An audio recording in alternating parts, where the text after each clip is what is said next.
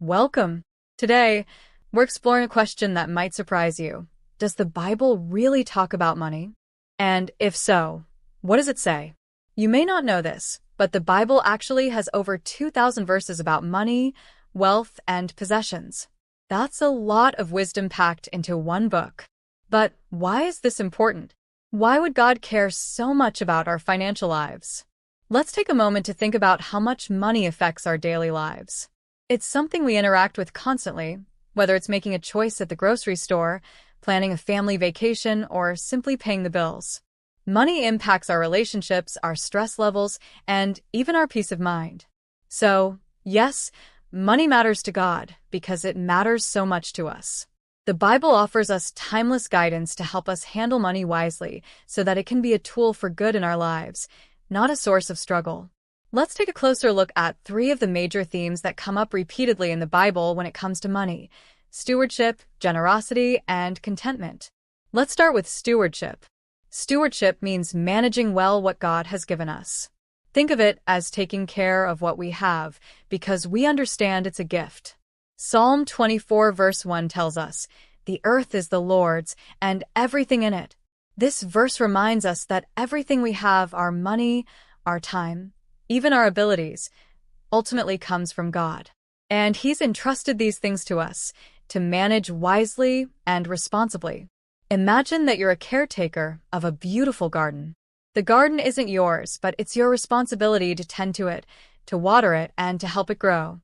That's what stewardship is like. We are caretakers of the resources we have, whether that's a little or a lot. Stewardship encourages us to make wise choices, to plan ahead, and to consider how our financial actions affect others.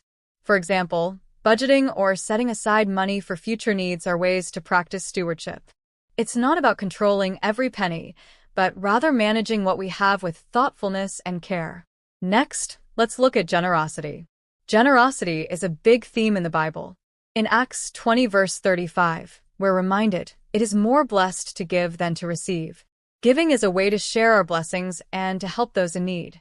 And it's not just about money. Generosity can be expressed through our time, our energy, or even simply lending a helping hand. Generosity builds connections, strengthens communities, and helps us shift our focus from just ourselves to the bigger picture. But let's pause here for a moment. How do we actually put generosity into practice? Well, one way is to make it part of our everyday lives. You don't have to wait for a big moment to be generous. Small acts of kindness, like sharing a meal with someone who's struggling, donating to a cause, or volunteering, can all make a huge difference. The Bible reminds us that even the smallest acts of kindness can have a big impact. Another important point is that generosity helps us develop a healthy relationship with money. When we give, we're reminded that our worth isn't tied to how much we have. Generosity is about creating abundance, not just for ourselves, but for others too. The third theme is contentment. Hebrews 13 verse 5 tells us, "Keep your life free from the love of money, and be content with what you have." Contentment doesn't mean we can't have goals or work hard to improve our lives. It simply means finding joy and peace in what we already have, instead of constantly chasing after more. Contentment is so important today, where we're surrounded by messages telling us to buy more, want more, and always aim higher. This can make it easy to fall into a cycle of comparing ourselves to others or feeling like we don't have enough. But when we practice contentment, we free ourselves from that pressure. Contentment allows us to focus on what truly matters: our relationships, our spiritual health, and our well-being. Let's take an example from daily life. Imagine a person who earns a modest income but lives simply and focuses on relationships, helping others, and finding joy in little things. Compare that to someone who's constantly chasing after luxury and status. Which life feels more peaceful and fulfilling? Contentment invites us to step back and appreciate what we already have. It reminds us that true wealth isn't in possessions, but in the quality of our lives. Now, let's explore how these teachings can guide us practically in today's world. When it comes to stewardship, the Bible's wisdom helps us make thoughtful financial choices. Stewardship might look like creating a budget, saving a portion of our income, or being mindful of where our money goes. Setting aside savings, planning for emergencies, and avoiding unnecessary debt are all ways we can practice stewardship.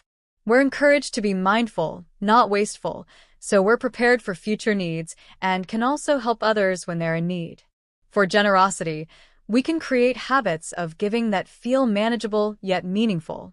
This might be tithing, setting aside funds for charity, or simply being open to help others when opportunities arise. Giving also doesn't always mean financial support. It could mean offering your time, lending a skill, or even encouraging someone who's struggling. Being generous can bring so much joy, both to the giver and to the receiver, and it helps us feel more connected to the world around us. And finally, for contentment, one powerful practice is gratitude. Try setting aside a few moments each day to think of things you're grateful for. This could be as simple as appreciating a warm meal, a friendly conversation, or even just a peaceful moment.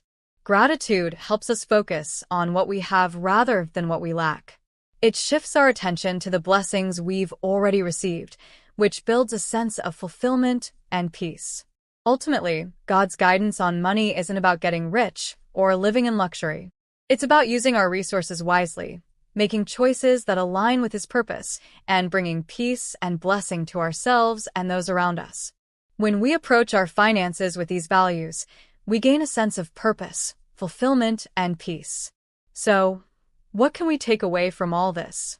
First, remember that money is a tool, not an end goal. It's there to help us live out our values, build healthy relationships, and serve a greater purpose. When we see money in this way, it loses its power over us. Second, living generously and with contentment helps us keep our hearts focused on what matters most. Wealth isn't just what's in our bank account. It's found in relationships, health, purpose, and peace. And finally, when we apply these principles, stewardship, generosity, and contentment, we allow our finances to serve God's purpose in our lives. This brings us joy, fulfillment, and a sense of abundance that goes beyond material wealth. If you found this video helpful, please subscribe for more insights on how to live abundantly through biblical wisdom. This is just the beginning. There's so much more to explore about what the Bible has to say on these topics. Thank you for watching, and I look forward to diving deeper with you in the next video.